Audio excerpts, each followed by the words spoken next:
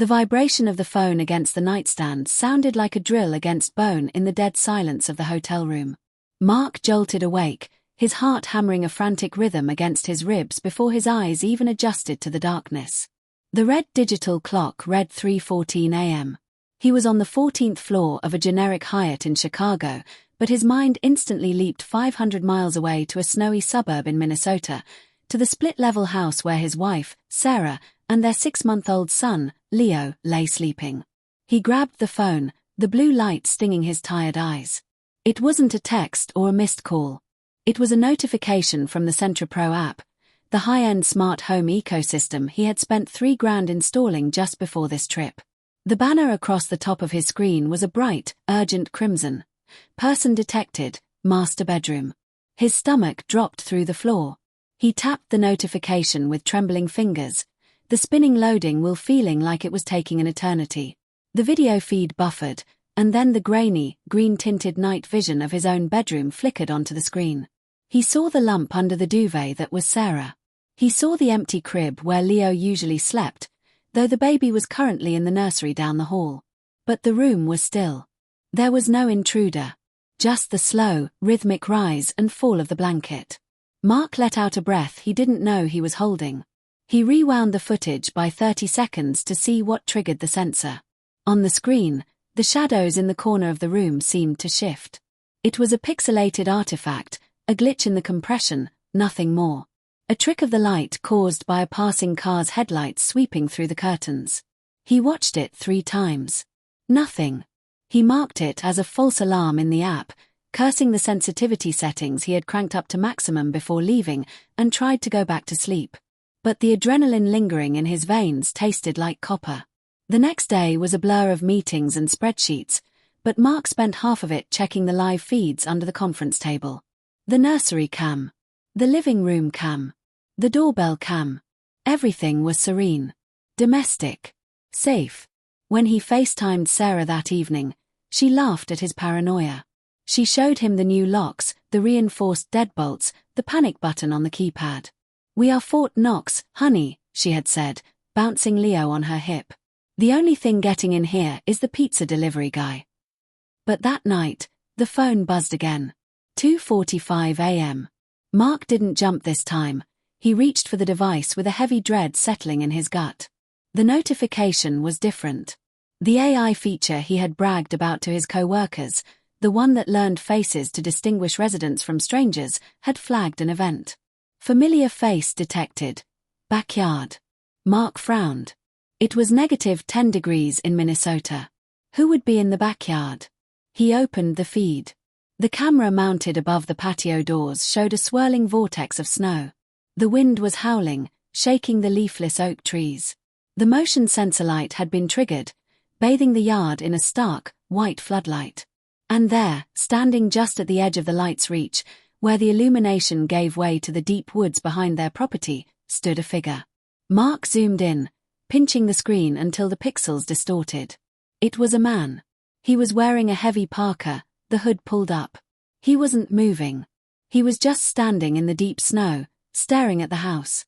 The AI box around the figure's face was pulsing green, indicating recognition. Mark tapped the tag to see who the system thought it was. Identified. Mark, 98% confidence. A cold chill that had nothing to do with the hotel's air conditioning washed over him.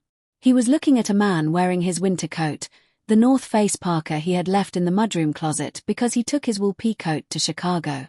The figure had his build, his height. But Mark was here. He pressed the microphone button on the app, his voice shaking. "Hey, I see you. The police are on their way." The voice blasted out of the outdoor speaker, slightly delayed and tinny. The figure didn't flinch. It didn't run. Slowly, agonizingly slowly, the figure raised a hand and waved. It was a stiff, mechanical motion, like a puppet on a string. Then, the floodlight clicked off as the timer expired, plunging the yard back into darkness. When Mark frantically toggled the light back on manually, the yard was empty. The snow was undisturbed, as if no one had ever been there. He called Sarah immediately. She picked up groggily, terrified by his panic. He made her check the mudroom. She reported back, her voice trembling, that the back door was locked tight. The alarm was set. And his North Face parka was hanging on the hook, exactly where he left it. "Mark, you're scaring me," she whispered. "The system is glitching. You said yourself the facial recognition is in beta." He tried to believe her. He wanted to believe her. He spent the next morning on the phone with CentraPro tech support. A board representative named Jason assured him that snowstorms often cause pareidolia effects in the sensors, and the AI tries to match random patterns to the most frequent users. "It was a ghost in the code," Jason said. "A digital hallucination." Mark didn't sleep the third night. He sat up in the hotel bed, the iPad propped against his knees, the grid of 6 cameras streaming live. 1 a.m. 2 a.m. 3 a.m. The house was quiet. He watched Sarah turn over in her sleep. He watched Leo's chest rise and fall in the crib. The silence was hypnotic. He felt his eyelids growing heavy, the exhaustion of 3 days pulling him under. He dozed off for maybe 20 minutes. He woke up to the sound of a chime from the iPad. A soft, friendly ding-dong that signaled the front door had been unlocked. Mark froze. He stared at the screen. The timestamp read 3:33 a.m. The status bar at the bottom turned from green to red. System disarmed, code entry, user Mark. "No," he whispered, the blood draining from his face. "No, that's impossible." He switched to the living room camera, which faced the front hallway. The door opened. A blast of snow blew into the foyer, settling on the hardwood. A figure stepped inside and closed the door gently, locking the deadbolt behind them. It was him. It wasn't a blurry figure in the snow this time. The night vision was crisp. The man wore Mark's wool pea coat, the one currently hanging in the hotel closet in Chicago. He had Mark's haircut. He had Mark's face. But the expression was wrong. It was a blank, slack-jawed mask, the eyes wide and unblinking, reflecting the infrared light of the camera like a coyote's eyes in headlights. The figure didn't take off its shoes. It walked with a silent, gliding gait across the living room, ignoring the mud tracking across the rug. It stopped in the center of the room and slowly turned its head up, looking directly into the camera lens. The figure smiled. It was a smile that stretched too wide, showing too many teeth.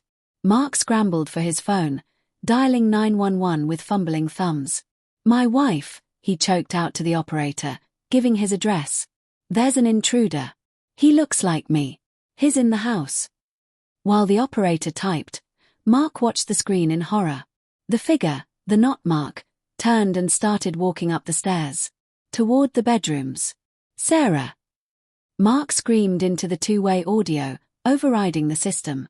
"Sarah, wake up. Lock the door. It's not me. Sarah." On the bedroom feed, Sarah stirred. She sat up, rubbing her eyes. She looked toward the bedroom door, confusing the voice from the camera with a voice in the hallway. "Mark," she called out, sleepy and confused. "Honey, are you home early?" Mark watched the hallway feed. The figure was standing outside the bedroom door. It reached out a hand. It didn't knock. It typed the code into the smart handle of the master bedroom. "Beep, beep, beep, beep. Sarah, don't open it." Mark screamed, tears streaming down his face in the hotel room. "That isn't me. I'm in Chicago. Sarah." The bedroom door handle turned. Sarah smiled, pulling the covers back. "You scared me to death coming in so late," she said to the open doorway. The figure stepped into the bedroom. From the camera's angle, Mark could only see its back. He saw Sarah's face change. Her smile faltered. She squinted, looking at the man standing at the foot of the bed. "Mark," she whispered. Why are your eyes like that?" The figure lunged. The feed didn't cut out. It didn't go to static. It just froze. The image locked on Sarah's terrified face, her mouth opening in a scream that the frozen audio couldn't transmit. Sir, are you there?" The 911 operator's voice was tinny in his ear. "Officers are 2 minutes away." Mark stared at the frozen image on his iPad. Then, a new notification banner slid down from the top of the screen, smooth and mocking. System update complete. Primary user location updated. Home. Mark dropped the phone. The hotel room was silent, save for the hum of the mini-fridge. He looked at the mirror on the opposite wall. For a split second, just a fraction of a heartbeat, the reflection in the glass didn't move when he did. It just stood there, wearing his face, smiling that too wide smile. And then, with a blink, it was just his own terrified reflection again. But he knew, deep down in the cold pit of his stomach, that the real Mark was no longer the one in the hotel room. The system had decided. He was the anomaly now.